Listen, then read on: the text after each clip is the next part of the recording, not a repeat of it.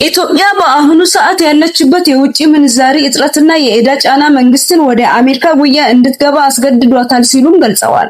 አሜሪካ የኢኮኖሚ ተጽዕኖ በመጠቀም የኢትዮጵያ መንግስት ፖለቲካዊ አቋሙን እንዲያቀዘቅዝ ግፊት እያደረገ እንደሆነም ይገመታል ብለዋል። የአሜሪካ ምክትል የውጭ ጉዳይ ሚኒስትር ክሪስቶፈር የኢኮኖሚ ትስስር ማጠናከር ሲሉ ይህ ድጋፍ በነፃ የሚገኝ ሳይሆን አሜሪካ ለምትፈልገው ቀጠናዊ መረጋጋትና የፖለቲካ ማሻሻያ ተብሎ የሚሰጥ የፖለቲካ ዋጋ ያለው መሆኑንም ማስታወስ ይገባል።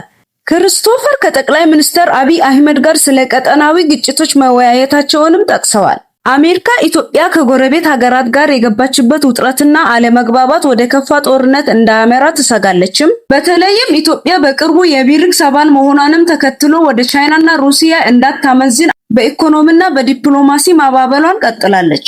የክሪስቶፈር ተስፋ ሰጪ ቃላትና የዲፕሎማሲ መንገዶች እንዳሉ ሆነው ነገር ግን ኢትዮጵያ በሉዓላዊ ውሳኔዎችና በኢኮኖሚ ግፊት መካከል የምታደርገው ከፍተኛ ትግል አለ።